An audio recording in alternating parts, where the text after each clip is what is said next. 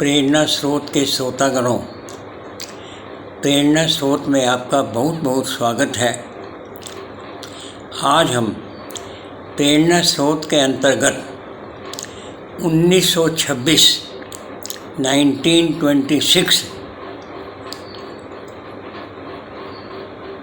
में विश्व और भारत की स्थिति का वर्णन करने का प्रयास करेंगे। 1926 या इससे पहले भी विश्व की क्या स्थिति, मध्य एशिया में ईरान, अमेरिका, इज़राइल सभी युद्ध में लिप्त हैं और सारे ही देश युद्ध की स्थिति में है मध्य एशिया के।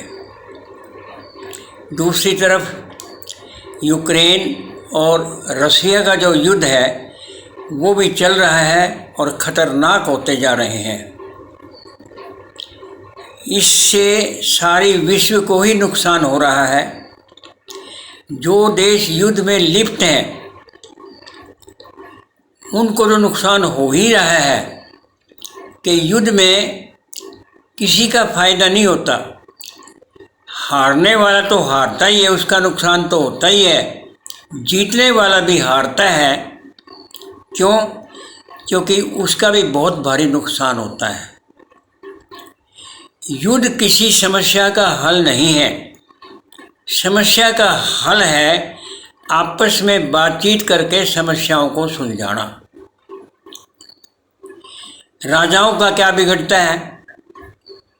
वो तो युद्ध में लिप्त रहते हैं अपना स्वार्थ सिद्धि के लिए, और अगर ज़्यादा स्थिति खराब है तो दूसरे देश में भाग जाते हैं।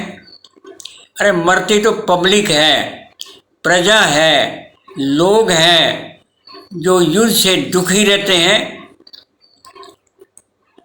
तो उनका ध्यान कौन रखेगा? अगर ऐसे ही विश्व युद्ध चलते रहे तो उन देशों की जो युद्ध में लिप्त हैं उन देशों के अलावा और सारी दुनिया के देश भी उससे प्रभावित होते हैं। जैसे तेल क्षेत्र जो है उससे सारा विश्व ही प्रभावित है। तो तेल क्षेत्र की वजह से ये युद्ध हो रहा है। तो अगर तेल की कमी रही तो सारा विश्व ही प्रभावित होगा। तो इस प्रकार से जो विश्व की स्थिति चल रही है उसको सुलझाने के लिए आपस में बातचीत करके ऐसा हल निकालें जो सभी को जिसका फ़ायदा हो। परंतु अपने स्वार्थवश सभी देश जो युद्ध में लिप्त हैं अपना अपना स्वार्थ सिद्धि के लिए या अपने व्यक्तिगत स्वार्थ के लिए युद्ध कर रहे हैं। तो इस युद्ध को टाला जाए, इसी में सारी दुनिया की भलाई है। भारत किसी भी विश्व युद्ध में शामिल नहीं है, परंतु फिर भी तेल की वजह से, गैस की वजह से या अन्य जो हमारे प्रोडक्शन है, निर्माण कार्य है, वो रुक जाते हैं और भारत भी बहुत ज़्यादा इससे प्रभावित हो रहा है। तो ये तो विश्व स्थिति के बारे में वर्णन किया। अब हम अपने भारत की स्थिति के बारे में देखिए। भारत की स्थिति युद्धों के कारण से, विश्व युद्धों के कारण से तो प्रभावित है ही, परंतु फिर भी भारत जो है उस युद्ध से बचा हुआ है। ये भी एक खास बात है और अच्छी बात है। चाहे वो किसी भी वजह से, चाहे वो हमारे नेताओं की वजह से जो किसी का फेवर नहीं करते, किसी के खिलाफ नहीं बोलते, उस वजह से भी ये युद्ध से थोड़ा सा अलग है।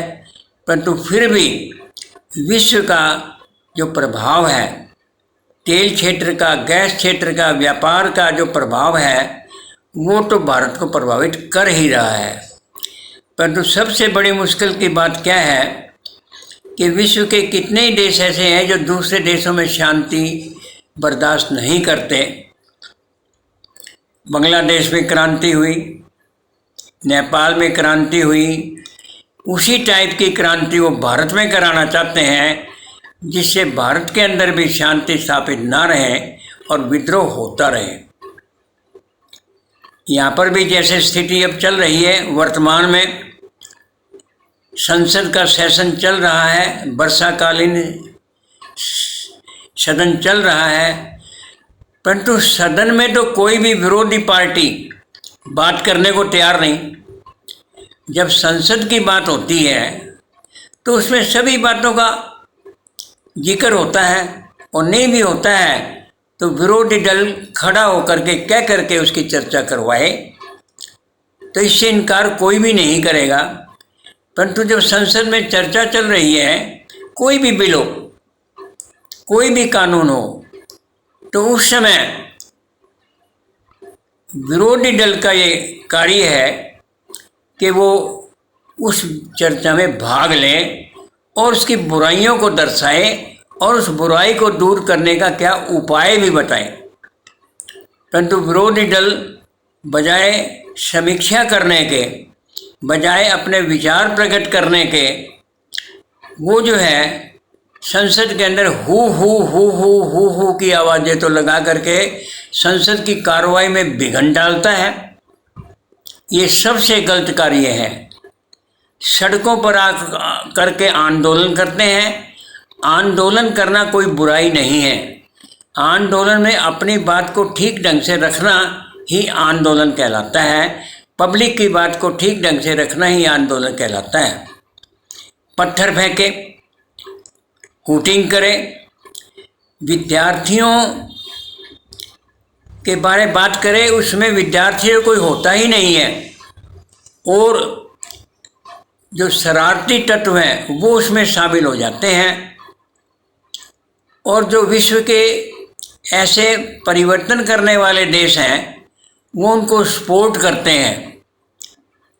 उनकी सपोर्ट, चाहे वो अमेरिका हो, चाहे वो चीन हो, चाहे पाकिस्तान हो, वो उनकी सपोर्ट करते हैं, उनको पैसा भी देते हैं, जिससे दूसरे देश में विद्रोह फैले, केवल अपना स्वार्थ सिद्ध करने के लिए कि हमारी ही चले, दूसरे देश की ना चले।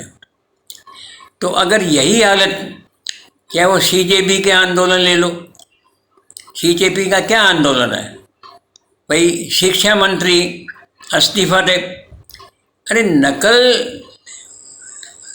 पेपर लीक हुआ है, इसमें कोई दो राय नहीं है, तो पेपर तो लीक कितनी बार ही होते रहे हैं, तो उसके बारे में केवल शिक्षा मंत्री का दोष तो नहीं होता। नीचे सरकार की मशीनरी है, कार्य करने वाले हैं, उनका दोष होता है। इसमें शिक्षा मंत्री का इस्तीफे से क्या तात्पर्य है? तो पहले भी कितने ही नकल के केस, यानी पेपर लीक के केस हुए हैं, तो उसके बारे में कोई शिक्षा मंत्री ने इस्तीफा दिया था क्या? और अभी भी पेपर लीक हुआ, उसके बारे में सरकार ने स्ट्रिक्टली लिया है, और जो पेपर लीक के कारण थे उन लोगों को गिरफ्तार करके उन पर बड़ी भारी कार्रवाई की जा रही है, और बाद में उसको विद्यार्थियों को नुकसान ना हो, बहुत कम समय में और दूसरी बार पेपर करवा करके उसका परिणाम भी घोषित कर दिया गया है। तो इससे फालतू सरकार और क्या कर सकती है? विद्यार्थियों के नाम पर अगर कोई आंदोलन होता है तो उसमें विद्यार्थी शामिल होते नहीं है, वो तो गुंडा तत्व है, जो अराजक फैलाने वाला, जिसका काम ही अराजक फैलाना है? पुलिस उसको आगे जाने से रोकती है, और वो लोग पत्थर मारते हैं, पुलिस को भी घायल करते हैं। क्या वो विद्यार्थी हैं? और सड़कों पर निर्णय करने की बजाय विरोधी दल सड़कों पर बात करना चाहता है, तो सड़कों पर बात करने की बजाय जब संसद का अधिवेशन चल रहा है तो संसद में जाकर क्यों ना बात की जाए? परंतु ना, विरोधी दल इसके लिए तैयार ही नहीं है, और संसद चलाने को भी तैयार नहीं है। ये नहीं पता कि संसद का एक दिन का खर्चा चलाने का कितना होता है। वो हमारा देश का, हमारी पब्लिक का खर्च हो रहा है, उसके महत्व को नहीं समझा जाता। अगर ऐसी ही हालत चलती रही तो भारत कमज़ोर हो ना हो, भारतवासी इसको कमज़ोर करेंगे। किसी विश्व में किसी देश की ताकत नहीं जो कि भारत को कमज़ोर कर सके। हमारे जो भारतवासी जो विरोधी दल की भूमिका ठीक से नहीं निभा रहे हैं, वो इसको कमज़ोर करेंगे। विरोधी दल का तो बड़ा भारी महत्व है। आलोचना करें, कोई चीज़ को बारे में उसके गुण बताए, दोष बताए। अगर अच्छी बातें हैं तो सरकार का समर्थन करें, बिल का समर्थन करें। ये विरोधी दल का कार्य है। परंतु विरोधी दल अच्छा कार्य करे तो भी क्यों किया, और नहीं करे तो भी क्यों नहीं किया। तो दोनों बातें थोड़ी चलती हैं। एक तरफ तो कहें किसानों के दाम बढ़ाओ, फसलों के दाम बढ़ाओ, दूसरी तरफ कह रहे महंगाई घटाओ। अगर किसानों की फसलों के भाव बढ़ेंगे तो और चीज़ों के भाव भी बढ़ेंगे। तो इस प्रकार से विश्व की जो स्थिति है उससे भारत भी बहुत प्रभावित है, और सबसे ज़्यादा भारत जो हमारे अपने विरोधी दल से प्रभावित है। विरोधी दल अपना कार्य ठीक से करें, आंदोलन भी करें, अपनी बात भी बताए, पब्लिक की बात भी बताए, उसके गुण और दोष भी बताए, वो संसद में आकर के बात करें। और कई मीडिया जो बेकार की बातें करते हैं, ट्रंप की मृत्यु होगी जी, मोदी शाह को जेल जाना पड़ेगा जी, शाह का शासन बदल गया जी, ये जो बेकार की बातें हैं, जो ऊटपटांग बातें हैं, ऐसे चैनलों को कंडेम किया जाए, ऐसे चैनलों को के विरुद्ध कार्य किया जाए कि वो अफवाह क्यों फैलाते हैं। जो सही चैनल है वो देखिए। टीवी पर भी वो बात मैं ठीक समझता हूँ कि टीवी पर भी सरकार के एडवर्टाइजमेंट ज़्यादा आते हैं, सरकार के पक्ष की बातें ज़्यादा की जाती हैं, वो भी ठीक है, वो भी मैं मानता हूँ। परंतु फिर भी जो फ़ोनों पर जो अफवाह वाले चैनल आते हैं, उन चैनलों को कंडेम किया जाए और उनके खिलाफ कार्रवाई की जाए, जिससे लोग भ्रम में ना फैले। तो आज मैंने 1926 की विश्व की स्थिति, भारत की स्थिति के बारे में बात करने का प्रयास किया है। और ये जो चैनलों के द्वारा जो है, मेरी ये कोशिश है कि भाई सारा जो सही पक्ष है वो सामने लाया जाए। हमारे कोई विरोधी पक्ष दुश्मन नहीं है। कल को विरोधी दल भी ताकत में आ सकते हैं अगर अच्छे कार्य करेंगे तो, अगर पब्लिक की भलाई का कार्य करेंगे तो। अगर विरोध में है तो आज क्या हुआ, पब्लिक से रिलेशन रखिए, पब्लिक के लिए अच्छे काम करिए, तो दोबारा विरोधी दल भी और शासन दल में आ सकता है और आ भी जाता है। तो इसलिए विरोधी दल का कार्य है पब्लिक की भलाई का कार्य करें, कोई कार्य ऐसा ना करें जो कि पब्लिक के खिलाफ हो।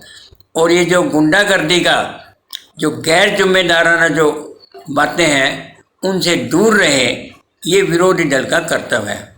और विरोधी दल और शासक दल मिलके चलें। मिलके चले का मतलब विरोधी दल अपना भूमिका जरूर निभाए, वो जो सरकार कार्य करती है उसकी आलोचना जरूर करे, परंतु अच्छे कार्य की सराहना भी करें और बुरे कार्य का डट के विरोध करें, जिससे पब्लिक की भलाई हो। तो दोबारा विरोधी दल को भी शासक दल में बदला जा सकता है। ये सब पब्लिक की बातें हैं, तो इस वास्ते पब्लिक का ध्यान रखें, कार्य करें, तो ही भारत की ही नहीं बल्कि विश्व के प्रत्येक देश की स्थिति सुधरेगी और विश्व की और भारत की स्थिति सुधरेगी। आज बस इतना ही, फिर कभी और सही। तो मैंने अपना प्रयास किया है, मैं किसी के पक्ष में या विपक्ष में नहीं बोल रहा हूँ, जो असलियत बताने का प्रयास कर रहा हूँ। और ये जो चैनल आप देख रहे हैं, इसके बारे आप ज़्यादा से ज़्यादा प्रचार करने का, आगे भेजने का प्रयास करें। बहुत बहुत धन्यवाद। आज बस इतना ही। बाकी फिर कभी सही। धन्यवाद।